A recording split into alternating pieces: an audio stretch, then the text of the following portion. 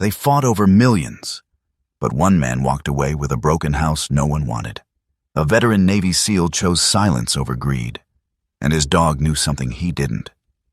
That old lodge in the forest wasn't just falling apart. It was hiding something. While his family celebrated their fortune, everything around him began to whisper a different truth. And the only one who could hear it clearly wasn't human.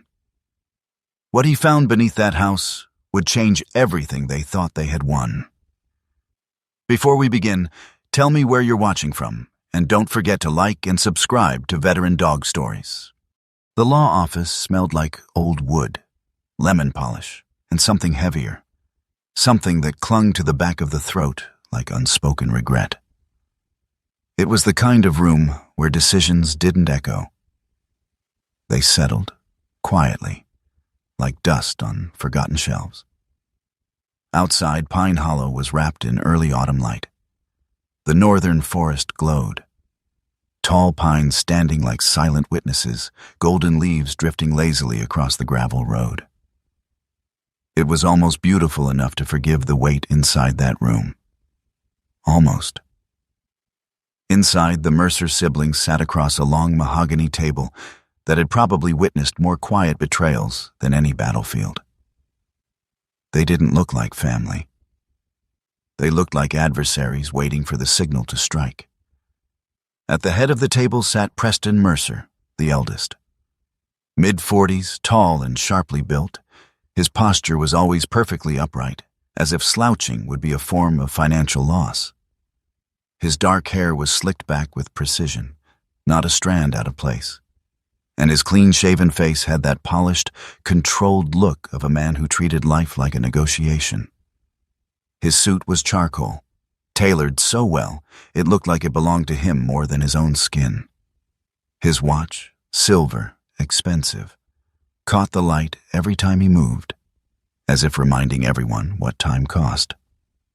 To his right sat Vivian Mercer, early 40s, elegant in a way that tried a little too hard. Her long coat draped perfectly over her shoulders, but her fingers, thin, manicured, tapped against the table with a rhythm that betrayed something beneath the surface. Her blonde hair was styled flawlessly, yet her eyes, sharp, tired, held the faint tremor of someone standing on a cliff she pretended not to see. Beauty, held together by pressure. And then there was Rowan Mercer, 43 years old, former Navy SEAL. He didn't belong in that room. He sat at the far end, shoulders broad, posture relaxed, but not careless, like a man who had learned to conserve energy because he knew what exhaustion really meant. His face was angular, jaw strong, with a rough line of stubble that never quite turned into a beard. His skin was sun-weathered, marked by years outdoors, and his eyes, blue-gray, didn't flicker with tension. They absorbed it. He wore the same thing he always wore, an olive field jacket faded by time, dark cargo pants, worn brown boots. No polish, no display, just function. At his side sat the only creature in the room that hadn't learned how to lie. Flint. A German Shepherd K9, about 5 or 6 years old. His coat was black and tan, thick and clean despite the long drive. He didn't move much, didn't need to. His presence filled the space between breaths. His ears twitched at the smallest sound. His eyes didn't wander. They studied, not people. Everything. A clock ticked somewhere behind them, slow, deliberate, like a countdown. At the far end of the room stood Harrison Cole, the family's attorney. 70, thin, with silver hair combed neatly back and glasses perched low on his nose. His suit was modest, worn at the elbows, but his voice carried the quiet authority of a man who had spent decades watching people ruin themselves with signatures. He cleared his throat. "Your father's estate," he began, "has been divided into 2 separate lots." Preston leaned forward instantly. Vivian stopped tapping her nails. Rowan didn't move. "The first, Lot A, contains approximately $28 million in financial assets. Stocks, bonds, offshore accounts tied to several legal entities. Preston exhaled slowly, almost satisfied. Vivian's lips parted just enough to let relief escape. Money, clear, simple, immediate. Then Harrison raised a finger. The second, Lot B, consists of Mercer Ridge Lodge. Silence. Preston leaned back. Vivian rolled her eyes slightly. Harrison continued, unfazed. The property includes the main structure surrounding forest land and all associated liabilities. The building is in severe disrepair. There are outstanding property taxes, structural violations, and it is classified under regional preservation laws. It cannot be demolished. A pause. Then, calmly, it must be restored or seized. Preston scoffed. So it's worthless. Worse, Vivian added quietly. It's expensive. Rowan said nothing. Flint's ears shifted. Harrison folded his hands. Your father anticipated disagreement, so he included a condition. The clock ticked louder. You have 24 hours to reach a unanimous decision. Preston frowned. And if we don't? Then the entire estate, Harrison said, is transferred to the Pine Hollow Conservation Trust. The words didn't land like a bomb. They landed like gravity. Slow, unavoidable. Preston stood up immediately. That's ridiculous. We're not letting millions go because of a shack in the woods. Vivian leaned forward. Then we agree. He takes the house. She didn't even look at Rowan, just pointed. Preston smirked. Makes sense. He likes the wilderness. Rowan watched them. No anger, no reaction, just observation. Flint stood up. No warning, no sound. He walked past Rowan, across the polished floor, toward the small wooden box resting beside Harrison's desk. The one holding the lodge keys. He lowered his head, pressed his nose gently against it, then froze. Not curious, not playful. Still. The kind of stillness that used to make Rowan stop mid-step in Afghanistan, before anyone else even heard the click beneath the dirt. Rowan felt it before he understood it. That quiet shift in the air. That wrongness. Flint didn't move away. He blocked the box, as if something invisible stood behind it, waiting. Rowan's fingers tightened slightly on his knee, and just like that, the room wasn't about money anymore. Preston laughed. What? Your dog picking your inheritance now? Vivian smiled thinly. At least someone in this family knows what he's good for. Rowan didn't answer. His eyes stayed on Flint. Then slowly, a memory surfaced. A voice. His father's. Years ago, standing on the porch of that same lodge, watching the trees sway. Don't ever choose the easiest thing, Rowan. Easy things don't hold. Rowan exhaled. Looked at Preston, at Vivian, at the polished table between them. Then he spoke. I'll take it. The words landed quietly. Preston blinked. Excuse me? The lodge, Rowan said. I'll take Lot B. Vivian let out a short laugh, sharp, almost relieved. You're serious? Rowan nodded. No hesitation. Preston's smile returned instantly, sharper now. Then we're done here. He grabbed the documents, signed. Vivian followed, her pen moving faster than her thoughts. Rowan signed last. The ink dried. Just like that, the room changed. Preston checked his watch. Well, this worked out better than expected. Vivian stood, adjusting her coat. You always did have a thing for lost causes, Rowan. Neither of them said goodbye. They walked out already reaching for their phones, already planning what to do with money they hadn't even touched yet. The door closed.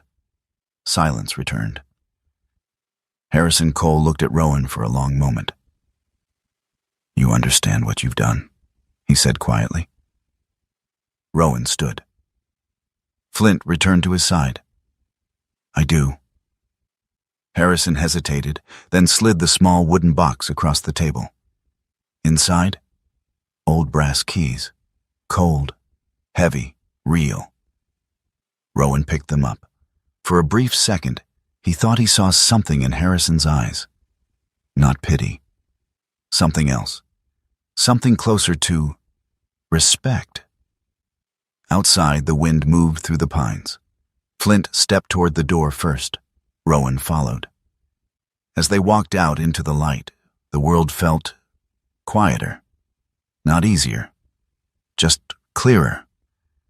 Somewhere behind him, a clock stopped ticking. And for the first time since the funeral, Rowan didn't feel like he had lost something. He felt like he had stepped into something unfinished. Flint paused on the steps, looked back at him one. Not questioning, confirming. Rowan gave the smallest nod. The kind only a soldier or a dog would understand. And together, they walked toward the road that led into the forest. Toward a place everyone else had already abandoned. The road into Mercer Ridge Lodge narrowed until it was barely a road at all.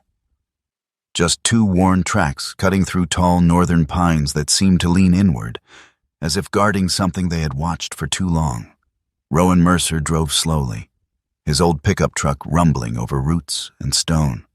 The sunlight filtered through the trees in fractured beams, touching the ground in scattered gold. It should have felt peaceful. It didn't. Flint sat upright in the passenger seat, body still, head slightly forward. His ears shifted constantly, catching things Rowan couldn't hear. The dog wasn't tense, but he wasn't relaxed either. He was alert. That in-between state Rowan knew too well. They reached the clearing just before dusk. Mercer Ridge Lodge stood there like a memory someone had tried to erase but failed. The structure was large, larger than Rowan remembered from childhood. But time had not been kind. The roof sagged in the middle, shingles missing like broken teeth.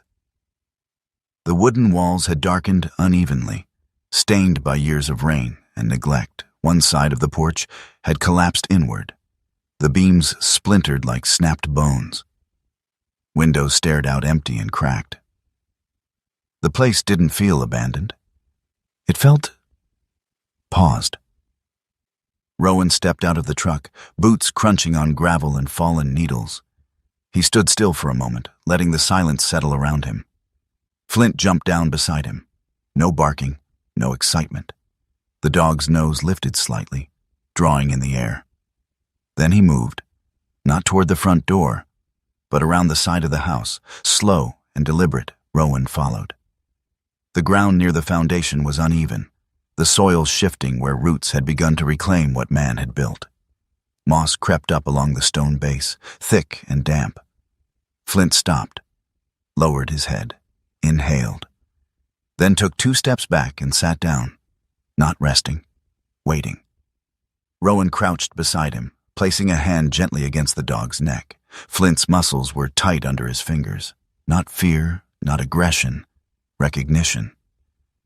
"Yeah," Rowan muttered quietly. "I feel it too." He didn't know what it was, but he didn't argue with it. They circled back to the front.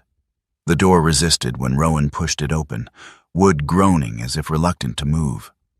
The hinges protested, the sound echoing into the hollow interior.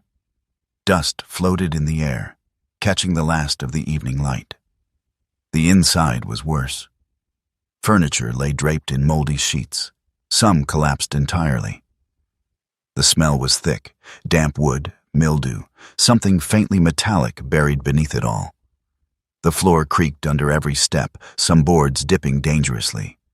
Rowan moved slowly, scanning, not for beauty, for threats. Old habits didn't disappear, they just changed environments. Flint moved ahead of him, stepping lightly, his paws almost silent against the warped wood. Occasionally he would pause, glance back, not for permission, but for confirmation. They cleared the main room. Kitchen, rotted cabinets, rusted sink. Dining area, table half collapsed, chairs missing legs. Then the fireplace. Large, stone, dominant in the room. Rowan stopped. Not because he saw something, because Flint did. The dog approached the fireplace slowly, nose low, tail still. He sniffed along the stone, tracing an invisible line only he could sense. Then he froze.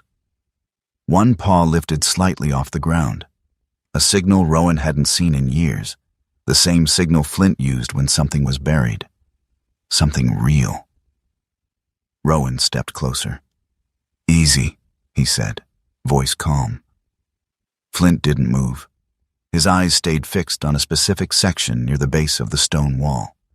Rowan reached out, touching the surface. Cold, rough. Nothing unusual, at least to sight.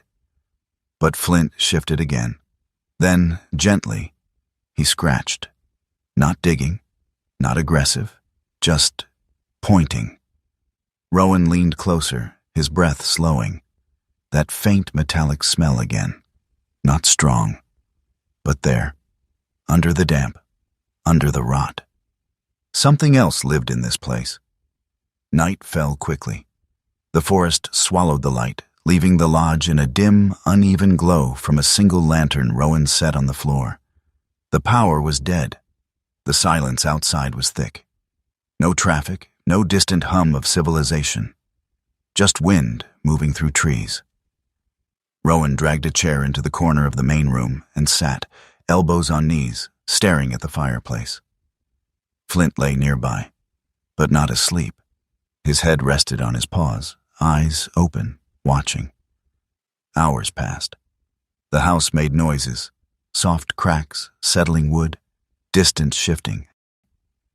Normal, Rowan told himself, normal. But something about the fireplace kept pulling his attention back. He stood, walked toward it again, ran his hand along the stone. Nothing. Flint stood too. This time he didn't approach immediately. Instead, he moved to the center of the room, turned slowly. And then, unexpectedly, he faced Rowan, held his gaze. It wasn't a command, it wasn't confusion. It was insistence. Rowan frowned slightly. "What?" he muttered. Flint broke eye contact, turned, walked not to the fireplace, but toward a narrow hallway Rowan hadn't checked yet. Flint stopped at the end of the hallway. There was a door, old, half-rotten, barely hanging on its hinges. He didn't sniff it, didn't touch it. He just sat and waited. Rowan approached slowly. Something about the air here was different, cooler, stiller, like stepping into a space that hadn't been disturbed in years. He pushed the door open. Inside, a small study. Shelves lined the walls, most of them empty, but a few still held stacks of papers, folders, notebooks. A desk sat against the far wall, coated in dust. Rowan stepped in. Flint stayed at the doorway, watching, not entering. Rowan moved to the desk, ran a hand across the surface, clearing a path through the dust. There, a notebook, leather-bound, worn, familiar, his father's. Rowan picked it up slowly. For a moment he didn't open it. His thumb rested on the edge. Then he flipped it open. The handwriting was unmistakable, tight, controlled, slightly slanted. The last pages were filled, recent, not old, not forgotten, deliberate. Rowan read the first line. "If you're standing here, it means you came back." His chest tightened. Flint shifted behind him, still not entering the room. Rowan turned a page. "I made mistakes, more than you know. But this place, this foundation, it was never about money." Another page. "They will choose the numbers. You will choose the weight." Rowan stopped, closed his eyes briefly. The words didn't surprise him. They confirmed something he hadn't wanted to believe. This wasn't random. None of it was. He opened the notebook again. Near the bottom of the page, a single line stood alone. "The dog will understand before you do." Rowan exhaled slowly. A humorless half-smile touched his face. "Figures," he muttered. He turned back toward the doorway. Flint was still there, waiting. Rowan stepped out. The dog immediately turned and walked back toward the main room, back toward the fireplace. Rowan followed. No hesitation now. The house didn't feel empty anymore. It felt intentional. Every step, every creak, every shadow. Rowan stopped in front of the stone again. Flint stood beside him. This time Rowan didn't question it. He knelt down, pressed his hand firmly against the base, closed his eyes. Not searching, listening. For the first time since he had arrived, he wasn't thinking about the money, or the mistake, or his siblings. Just the structure beneath his hand, the weight of it, the silence. Then he opened his eyes, looked at Flint, and gave a small nod. "All right," he said quietly. "We'll figure it out." Outside, the wind picked up slightly, moving through the trees like a distant whisper. Inside, the lodge held its breath. And for the first time, Rowan didn't feel like he was standing in a ruin. He felt like he was standing at the edge of something unfinished, something waiting.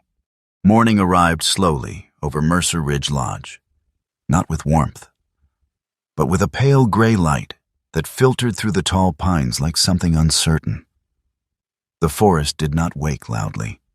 It stretched, it listened, it waited. Inside the lodge, Rowan Mercer had not slept. He stood in the main room, sleeves rolled, notebook in hand, measuring tape clipped to his belt. The house no longer felt like a ruin. It felt like a problem. And Rowan had spent most of his life solving problems that didn't forgive mistakes. Flint moved quietly across the room, nose low, retracing the same invisible path along the stonework.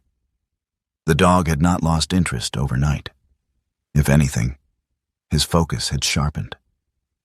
That was never a good sign. Rowan marked the numbers carefully. Exterior wall, 45 feet. Interior measurement, 31. He checked again. Same result.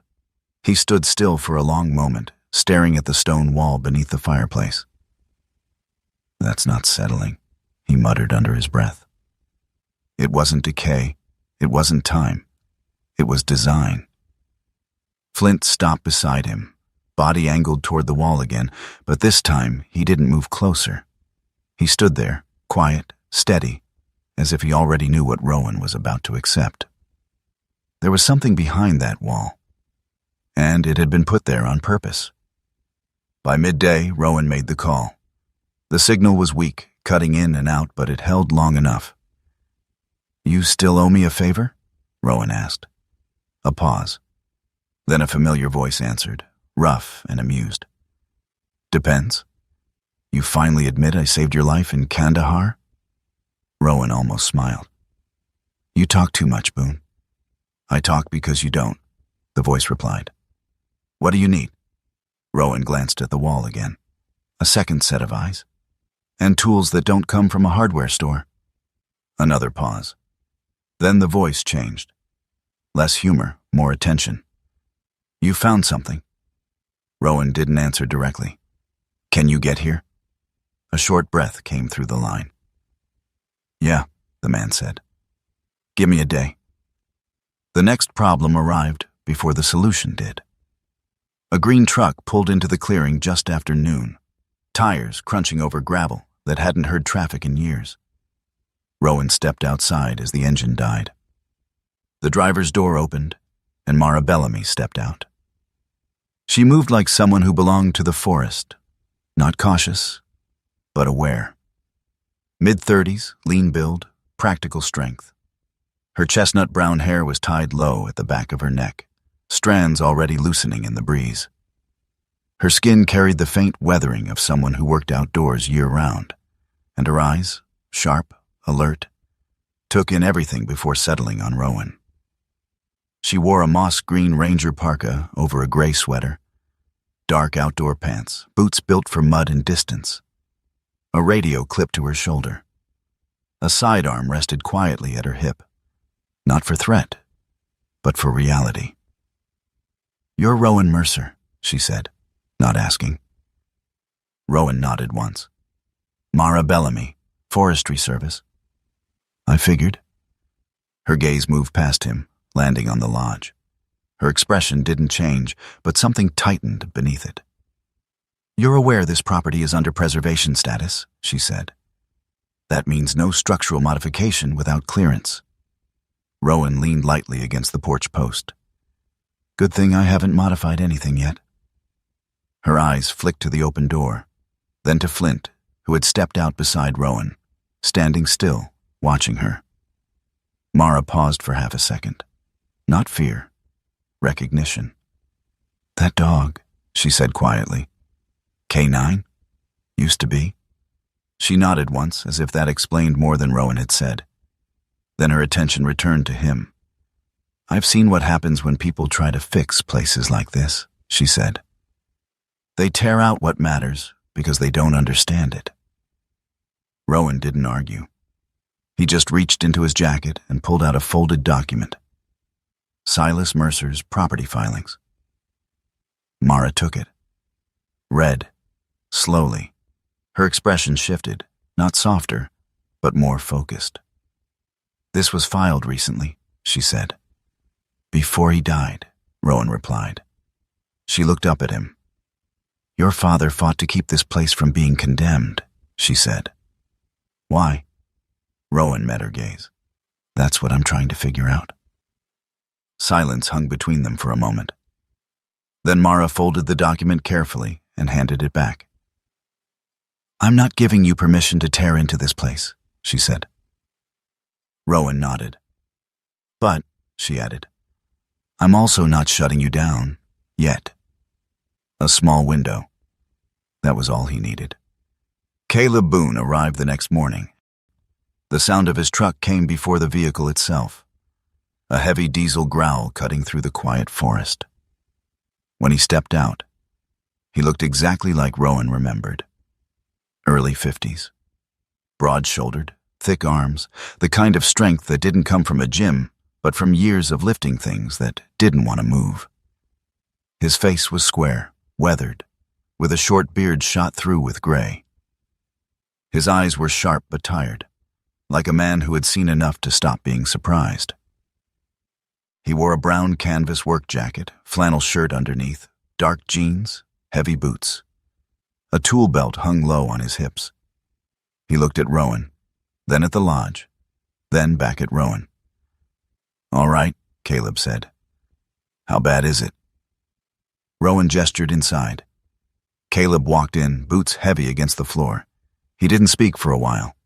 Just moved, examined, tapped wood, checked angles. Then he stopped at the fireplace, tilted his head slightly, ran his hand along the stone. "Yeah," he said quietly. "That's not original." Rowan crossed his arms. "You sure?" Caleb crouched, pulling a small tool from his belt. He scraped lightly at the mortar. Fresh, not decades old, not even close. "This section was sealed," Caleb said, "and not by someone sloppy." Flint stepped closer, standing beside him. Caleb glanced at the dog. "He's been doing that all day?" he asked. "Since I got here." Caleb nodded slowly. "Then I'd listen to him." They worked in silence for a while. Careful work. Measured. Not demolition, surgery. Piece by piece, Caleb loosened sections of stone, testing the structure before applying force. Sweat darkened his shirt despite the cool air. Then, Flint moved. Not toward the wall, away from it. He backed up 3 steps, then sat, his eyes fixed on Rowan. Not on the stone, on Rowan.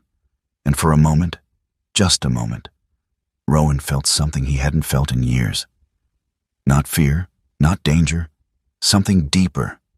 The same instinct that used to tell him when a room wasn't just a room, when a step wasn't just a step. He raised a hand. "Stop," he said quietly. Caleb froze mid-swing. "What?" Rowan didn't answer. He stepped forward slowly, examined the section they were about to break. Something was off. Not visible, but wrong. He crouched, tapped the stone, listened, then moved 6 inches to the left, tapped again. Hollow. He looked back at Flint. The dog didn't move, just watched. Rowan exhaled slowly. "Here," he said. Caleb adjusted position, swung once. The sound was different. Crack. Not solid impact. Fracture. Another swing. The stone shifted. And then, with a dull, heavy break, a section gave way. Cold air rushed out. Not damp, not stale. Cold, dry, ancient. Caleb stepped back instinctively. "What the hell?" Rowan didn't answer. Flint stood. But he didn't advance. He held position, as if the threshold itself mattered. They widened the opening carefully. Brick gave way to darkness. A void. Not collapse. Space. Deliberate space. Rowan stepped closer, crouching at the edge. The air that came from within carried a different scent. Metal, dust, something preserved. Not rot, not decay. Storage. Caleb leaned in, peering over Rowan's shoulder. "You don't build something like this by accident," he said quietly. Rowan nodded. No disagreement, no surprise, just confirmation. He reached into his pocket, pulled out a flashlight, and clicked it on. The beam cut through the darkness. Stairs, narrow, descending, stone-lined, old, but intact.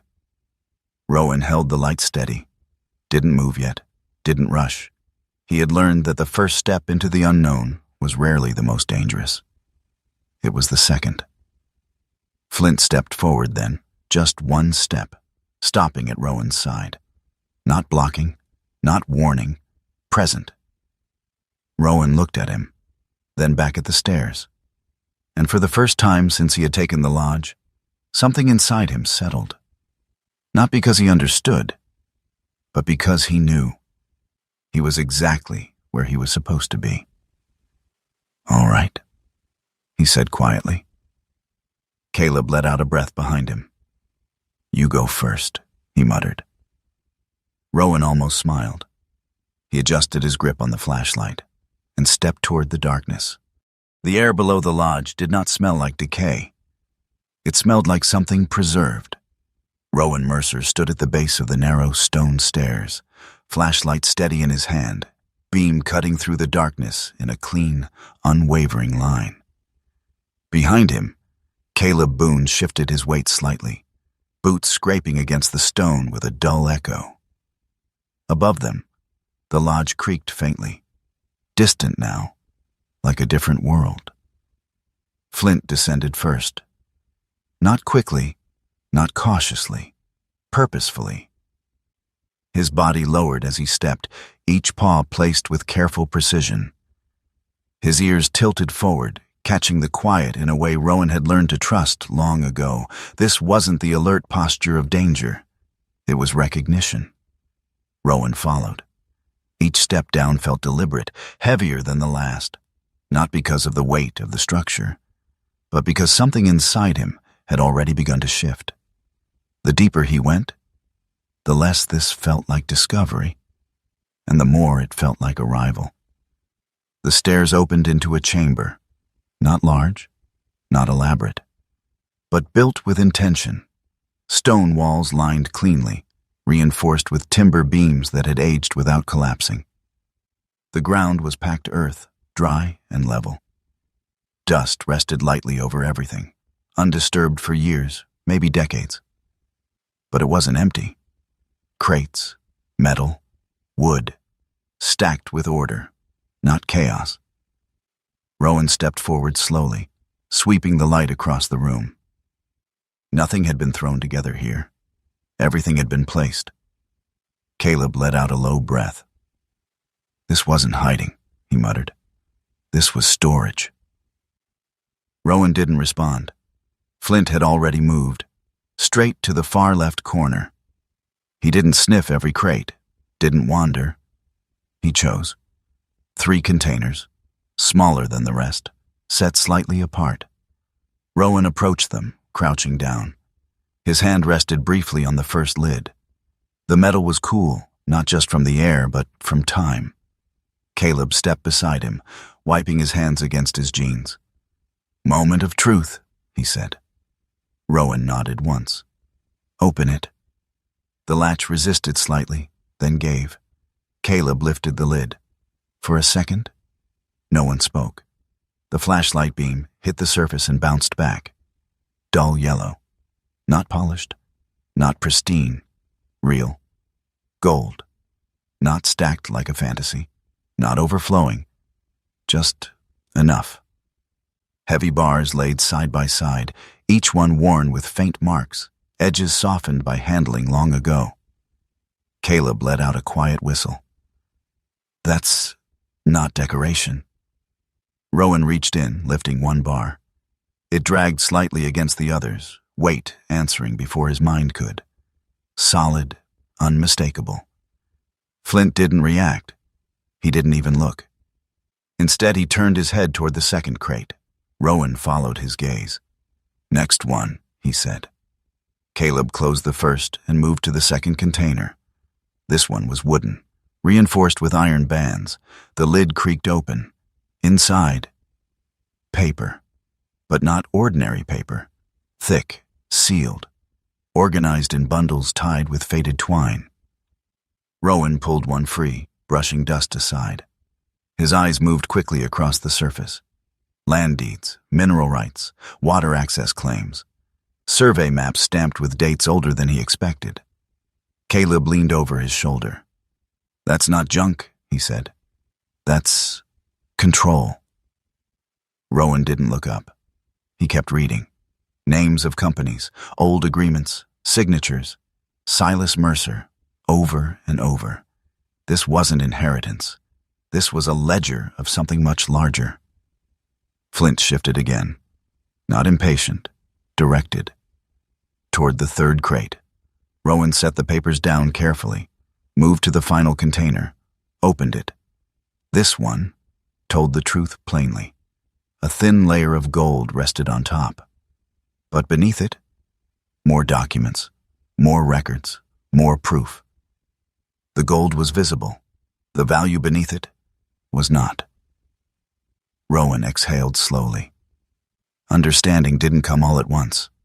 It built, layer by layer, like the room itself. "Starter fuel," Caleb muttered, nodding toward the gold. "And the rest?" He didn't finish. He didn't need to. Rowan already knew. At the center of the room stood a small steel box. Unlike the crates, it wasn't part of the storage. It was separate, deliberate. Flint approached it this time. Slowly. He nudged it once with his nose, then stepped back and sat. Rowan walked forward, knelt. His fingers hovered over the lid for a moment before opening it. Inside, a single envelope. Heavy paper, sealed. His name written across the front. Not printed, not formal, personal. Rowan didn't rush. He broke the seal carefully, unfolding the letter inside. The handwriting was steady, familiar. His father's voice captured in ink. Rowan read. Silas Mercer didn't apologize. He didn't explain everything. He didn't need to. He laid it out simply. The money in Lot A wasn't clean. It was tied to entities under scrutiny. Tax exposure, legal risk. The kind that didn't surface immediately. But when it did, it took everything with it. Rowan's jaw tightened slightly. He could see it now. The structure, the setup, Not a trap. A mirror. Silas had known what each of them would choose, and built the outcome around it. Rowan turned the page, then stopped. One line. Simple. Direct. I did not leave you wealth. I left you time. Flint stood suddenly, not alarmed, not aggressive, but aware. He turned, not toward Rowan, but toward the far wall of the chamber, a section Rowan hadn't examined yet. The dog walked to it slowly, stopped, then did something Rowan hadn't seen before. Flint pressed his head gently, firmly, against the stone. Not sniffing, not scratching, just contact. Holding it there, eyes closed. For a moment that stretched longer than it should have, Rowan felt it again. That quiet shift. That subtle, impossible sensation that something unseen had just acknowledged them. Not a threat, not a warning, a presence. Gone as quickly as it came. Flint stepped back, opened his eyes, and returned to Rowan's side. Nothing else moved. Nothing else changed. But the room felt different. Rowan folded the letter slowly, placed it back into the box. He didn't need to read further to understand. This wasn't about luck. It wasn't about being chosen. It was about being expected. Caleb rubbed the back of his neck, still scanning the crates. So let me get this straight, he said. Your old man knew they'd go for the money. Rowan nodded once. And he knew you wouldn't. Rowan didn't answer immediately. His eyes moved across the room again. The gold, the documents, the structure. Then finally, Flint, sitting calmly, watching. I don't think it was about what I do, Rowan said quietly. Caleb frowned. Then what?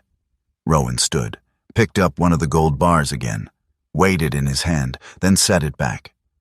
About what I wouldn't do. Caleb studied him for a moment, then gave a slow nod. Yeah, he said. That sounds about right. They didn't take anything immediately, not yet. Rowan wasn't reckless, not with something this deliberate. He closed each crate carefully, marked their positions, turned back toward the stairs. Flint moved ahead again. No hesitation, no fear, just direction. As they climbed back toward the light, the forest above seemed quieter than before. Or maybe Rowan had just learned how to listen differently. At the top, he paused, looked back down into the darkness. For a brief second, he thought of Preston, of Vivian, of the choice they had made. Not wrong, just incomplete. He turned away, stepped fully into the light, and for the first time since the lawyer's office. Rowan didn't feel like he had lost anything. He felt like he had been given exactly what he needed. Not more, not less. Just enough. Flint stepped beside him, shoulder brushing lightly against Rowan's leg. A simple gesture, grounding. Rowan glanced down. Yeah, he said quietly. We'll do it right. The wind moved through the trees again. This time, it didn't sound like a warning. It sounded like agreement. The first bill arrived before the roof stopped leaking. It came folded in stiff white paper, stamped with the county seal. Slipped through the cracked mailbox at the edge of the overgrown path. Rowan Mercer held it between his fingers for a moment before opening it, already knowing what it would say. Delinquent taxes, structural violations, notices written in language that sounded polite but carried the quiet threat of erasure. He stood on the porch, the wood groaning beneath his boots, and looked out over the clearing. The forest didn't care about paperwork. The wind moved the same whether a man owned the land or lost it. Flint sat beside him, watching. Not the paper, not the house, but Rowan. Always Rowan. Rowan exhaled slowly, folding the notice once, twice, slipping it into his jacket pocket. There was enough gold below to fix the immediate problem, enough to breathe, not enough to be careless. Inside, Caleb Boone was already working. He had stripped off his jacket, sleeves rolled, sweat darkening the flannel across his back despite the cool air. His movements were efficient. No wasted effort, no hesitation. He dismantled damaged sections of wall with the quiet patience of someone who knew that fixing something properly meant understanding how it had been built in the first place. "Roof's worse than it looked," Caleb called without turning. "You're not patching that. You're replacing sections." Rowan nodded. "One section at a time?" Caleb snorted. "That's one way to say you're broke." Rowan didn't argue. He wasn't offended by the truth. He had lived with less. The first time Rowan left the lodge after discovering the hidden chamber, it wasn't for supplies. It was for a conversation he didn't want to have. He drove into Pine Hollow, the small town sitting like a quiet afterthought at the edge of the forest. Wooden storefronts, a single gas station, a diner that hadn't changed its sign in decades. The kind of place where people noticed you, but didn't ask questions unless they had to. The workshop sat at the far end of town. No sign. Just a narrow building with a faded door and a small, dusty window. Rowan stepped inside. The smell hit first. Metal, oil, old wood, not unpleasant. Just honest. Behind the counter stood Elias Boone, 72 years old. Thin, almost fragile at a glance, but the kind of fragile that came from time, not weakness. His hair was white, cut short, uneven in places, as if he didn't care for mirrors. His face was lined deeply, every crease earned. But his eyes, pale blue, were sharp. Too sharp.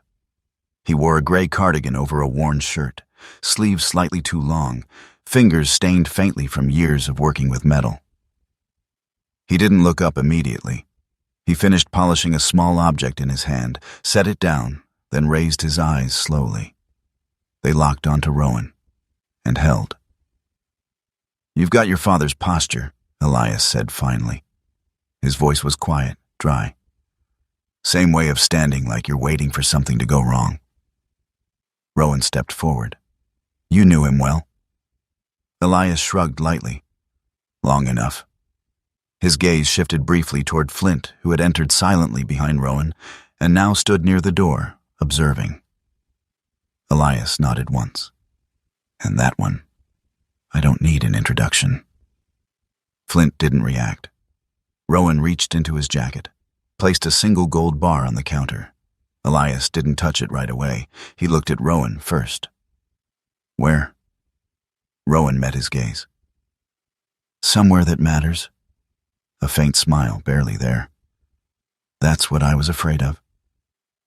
Elias picked up the gold, turning it slowly under the light.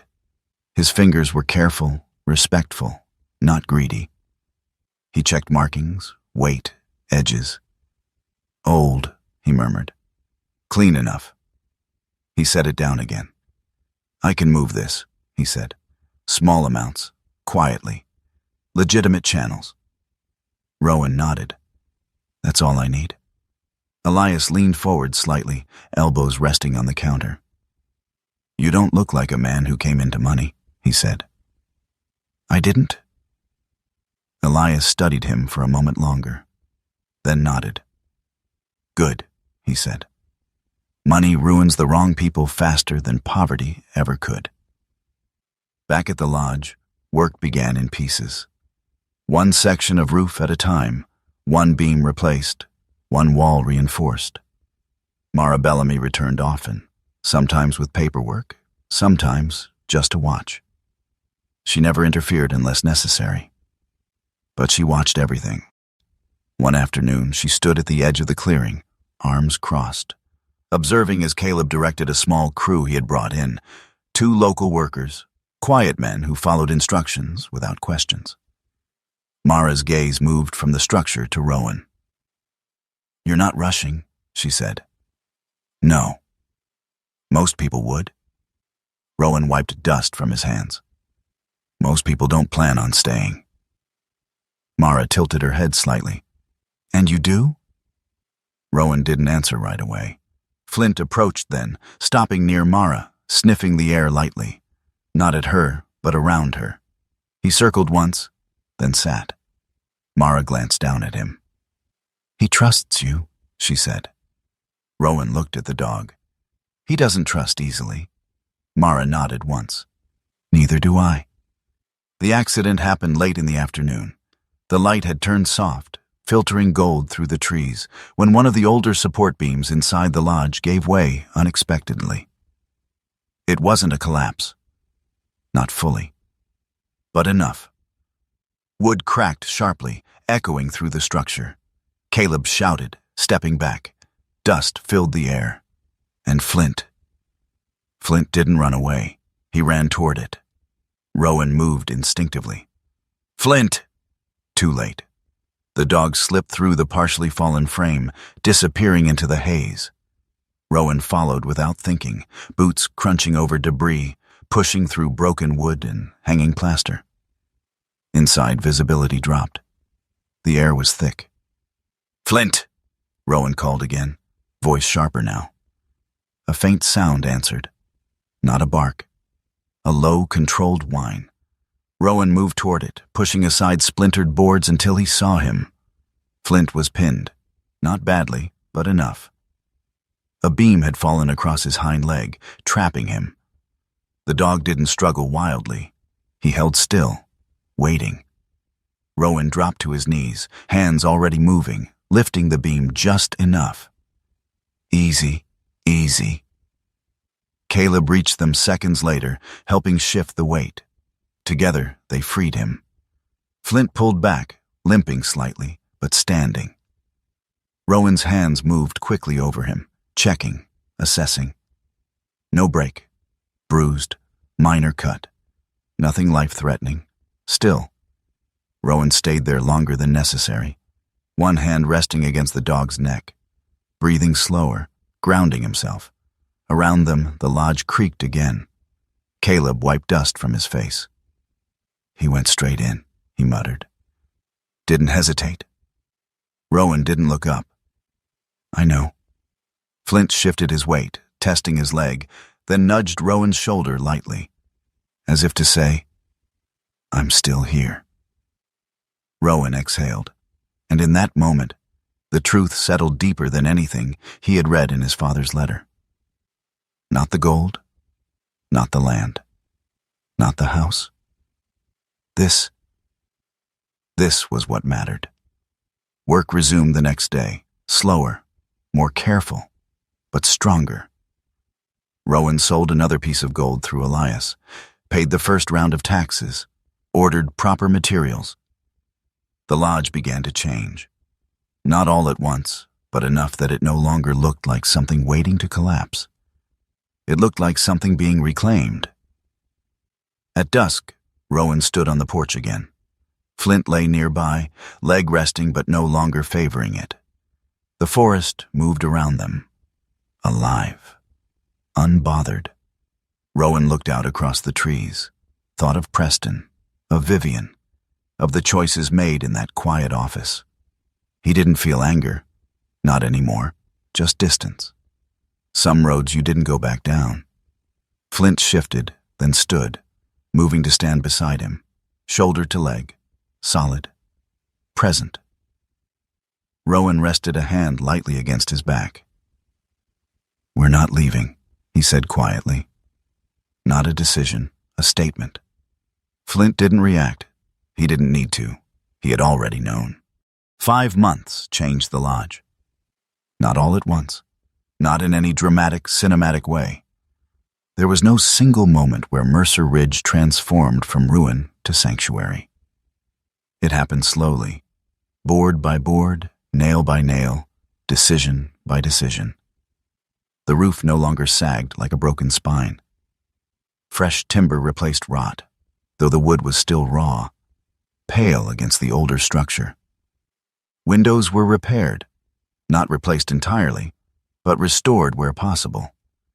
The porch stood again, solid underfoot. It didn't look rich. It looked lived in, earned. Rowan Mercer stood at the edge of the clearing one early morning, coffee in hand, watching the mist drift low between the trees. Flint stood beside him, weight evenly balanced now, the earlier injury reduced to memory and instinct. The dog's ears flicked at distant sounds. Birds, wind, something moving far off beyond the visible. Neither of them spoke. They didn't need to. Behind them, Caleb Boone hammered steadily inside the lodge, each strike deliberate, measured. The rhythm had become familiar, like a heartbeat stitched into the place itself. Mara Bellamy's truck sat near the edge of the clearing. She leaned against the hood, reviewing a clipboard, her brows slightly furrowed as she checked permit notes and restoration progress. She had stopped questioning Rowan's intent weeks ago. Now, she watched something else. Consistency. Commitment.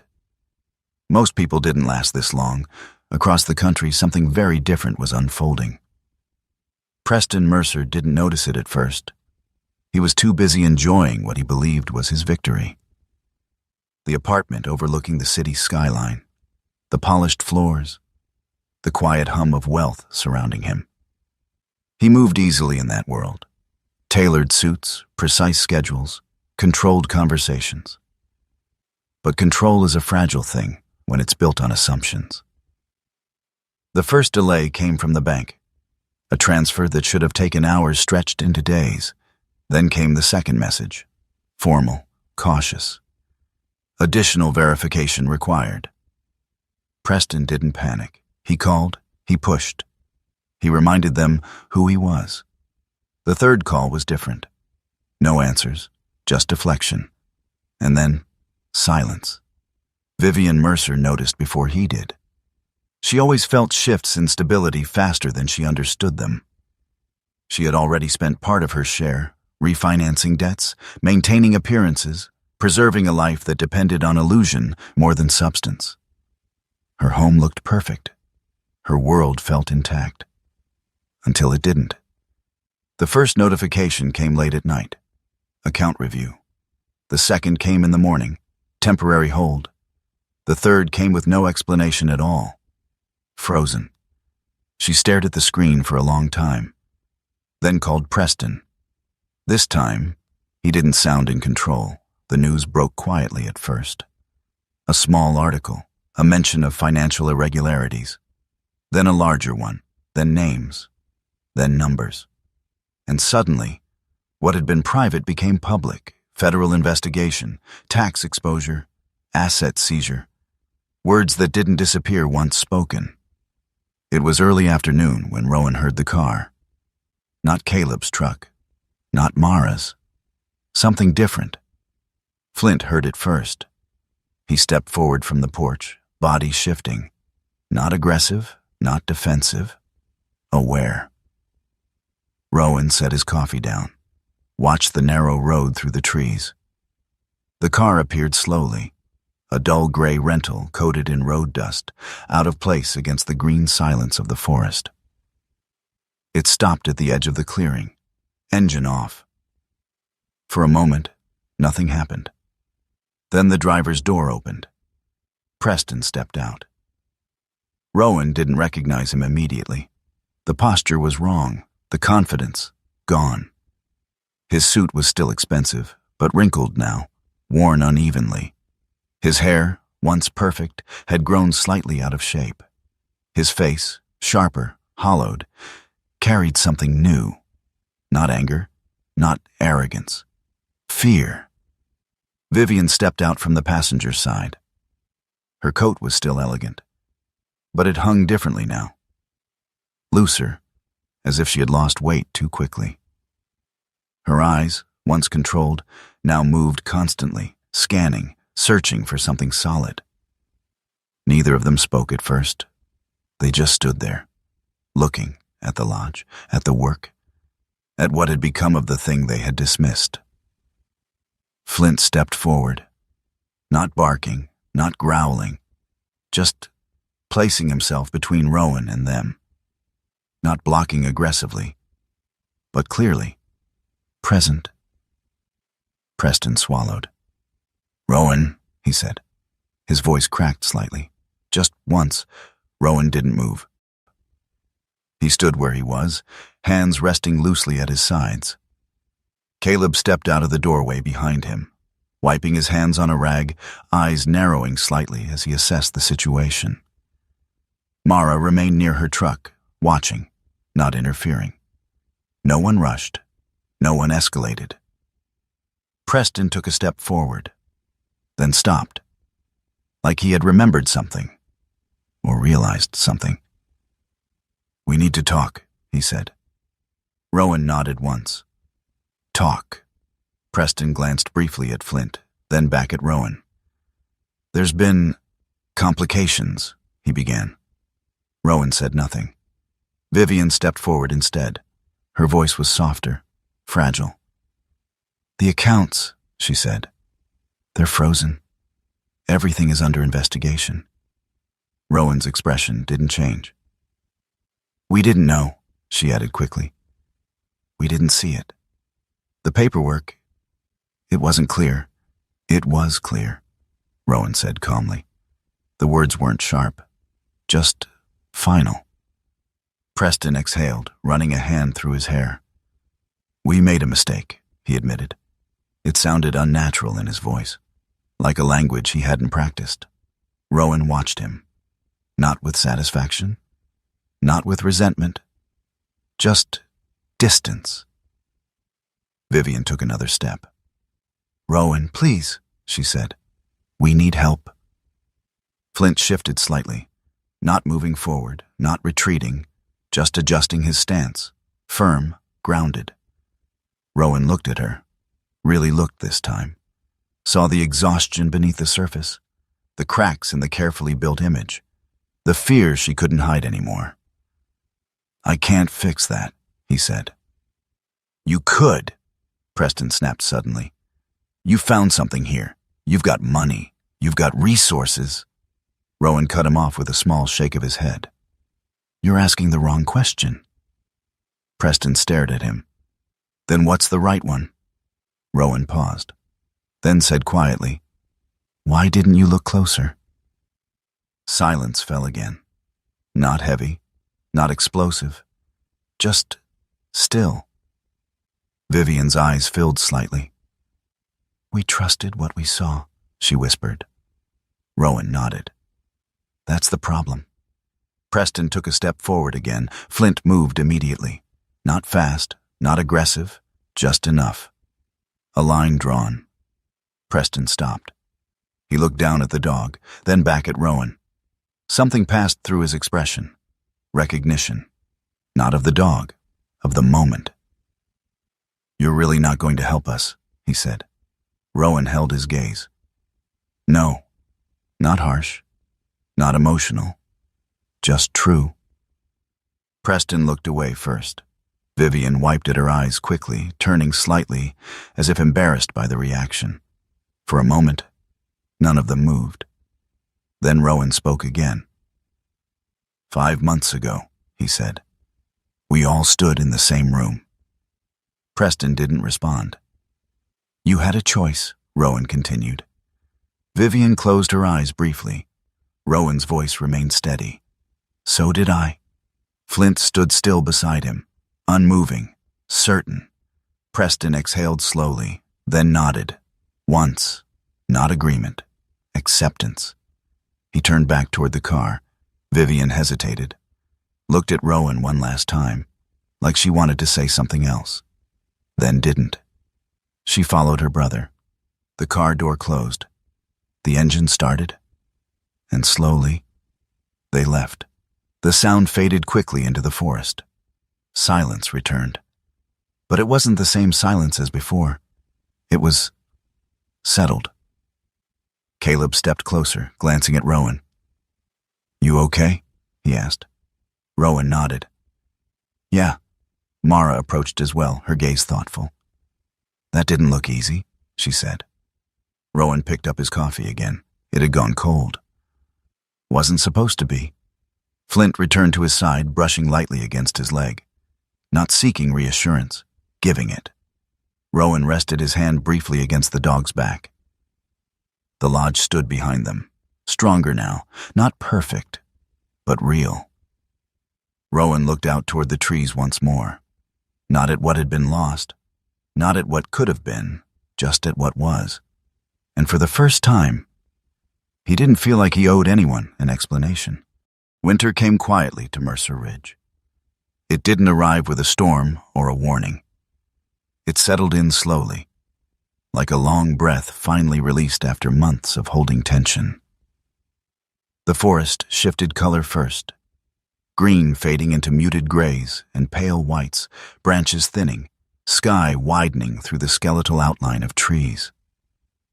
The lodge stood in the clearing, no longer forgotten, not perfect, but alive. Smoke curled gently from the rebuilt chimney in the early mornings. The porch held weight without complaint. Windows glowed faintly at night, not bright, not extravagant, just enough to say someone was there, someone had stayed.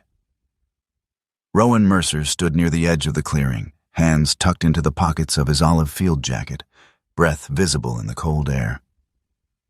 The lines on his face hadn't softened, but something behind his eyes had.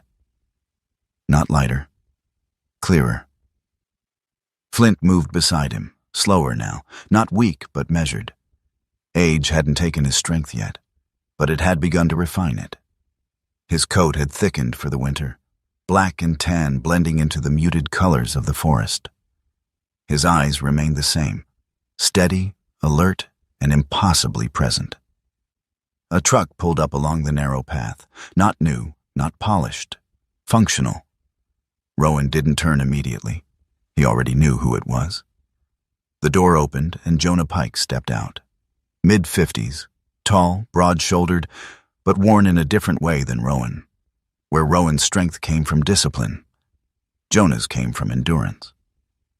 His face was lined deeply, skin rough from years of outdoor labor.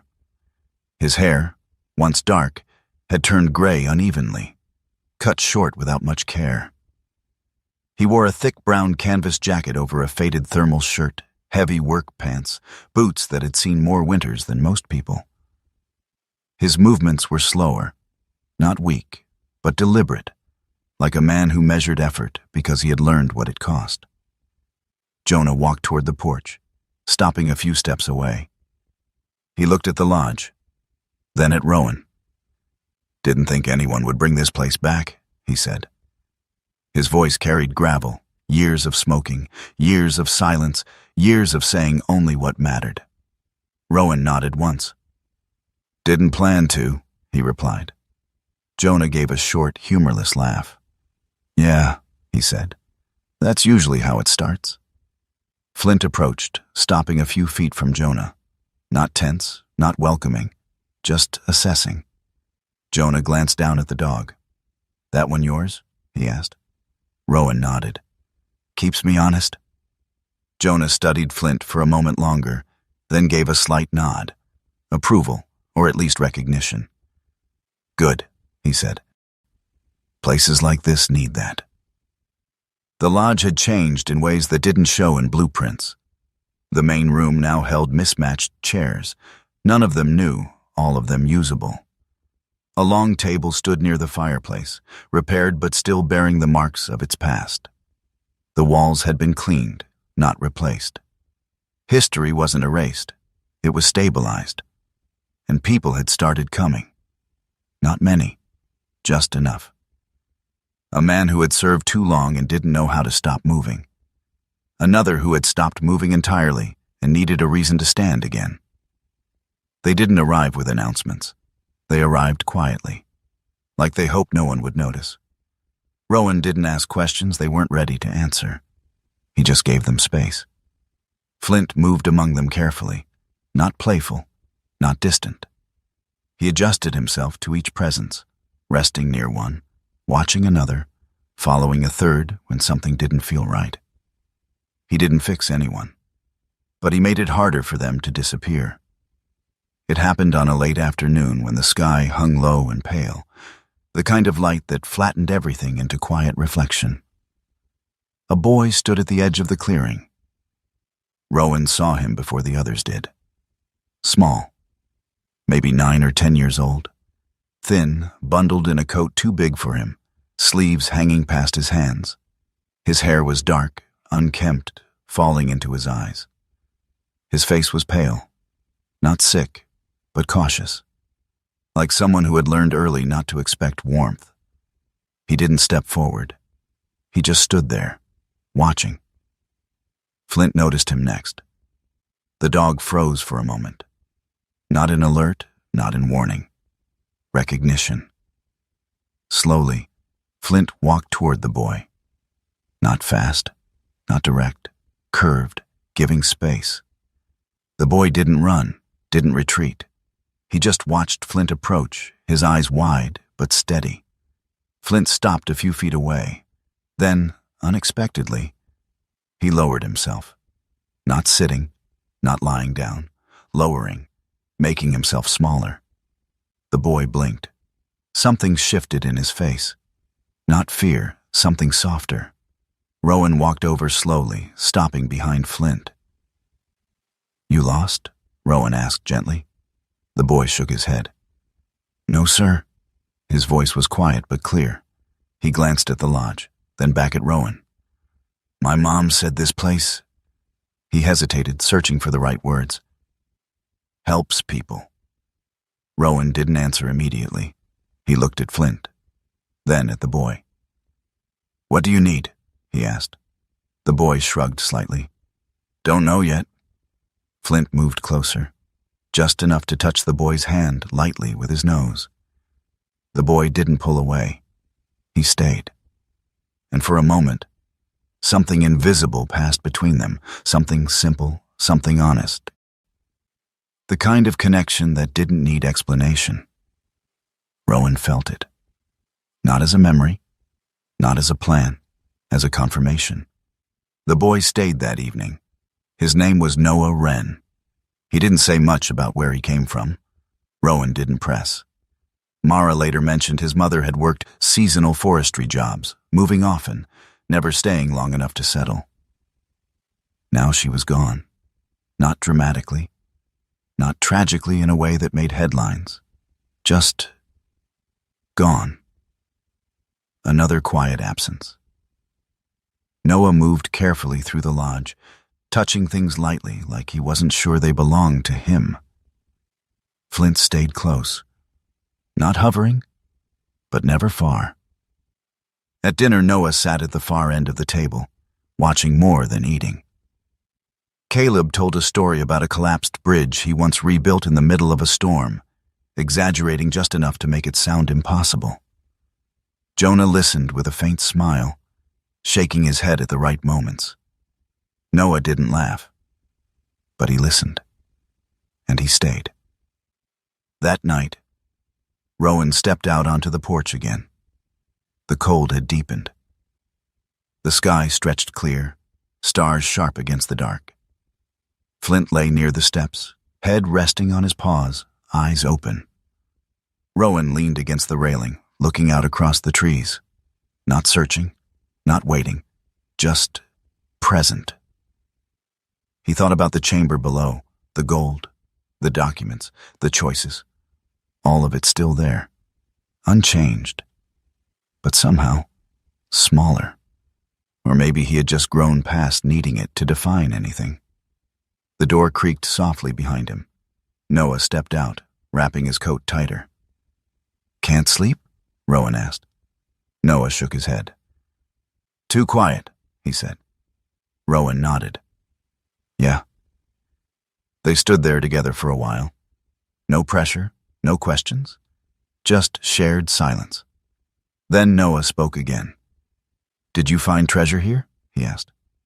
Rowan didn't answer right away. He looked down at Flint. The dog shifted slightly, as if aware of the question. Rowan let out a slow breath. "Not the kind you're thinking of." Noah frowned slightly. "What kind, then?" Rowan rested his hands on the railing, thought about it, then said, "The kind you don't notice until you almost lose it." Noah didn't fully understand, but he nodded anyway. Sometimes that was enough. Flint stood, stretching slowly, then settled back down, closer to both of them now. The forest moved quietly around them. The lodge held steady behind them. And somewhere beneath it all, unchanged, untouched, was everything Rowan had once thought mattered most. But now, standing there in the cold, with a boy who had nowhere else to go and a dog who had never left his side, Rowan understood something else. Some things weren't meant to be taken. They were meant to be kept, protected, lived, and when the wind moved through the pines that night, it didn't sound like a warning. It sounded like something older, something steady, something that had been there long before any of them arrived, and would remain long after. Sometimes the miracle we are waiting for does not come as a sudden blessing from the sky. It comes quietly, hidden inside the choices we almost walk away from. It comes in the moments when we choose to stay, to protect, to care, even when it would be easier to leave. God does not always give us what looks valuable at first. Sometimes, He gives us something broken, something heavy, something that demands patience and faith. And only those who keep going, who listen, who trust, who refuse to give up, are allowed to see what was truly there all along. In everyday life, we all face our own Mercer Ridge Lodge. A situation that feels like a burden, a responsibility we didn't ask for, a path that seems harder than the rest. But maybe, just maybe, that is where your purpose is hidden. That is where your miracle is waiting. So if you are going through something difficult right now, don't rush to abandon it. Take a moment. Look closer. Pray. Trust that God may be shaping something stronger in you, even if you cannot see it yet. If this story touched your heart, share it with someone who needs hope today. Leave a comment and tell us where you are watching from, or what choice in your life felt like a burden, but turned out to be a blessing. And don't forget to subscribe to Veteran Dog Stories for more stories that remind us what truly matters. May God watch over you, guide your steps, and protect you and your loved ones, wherever you are.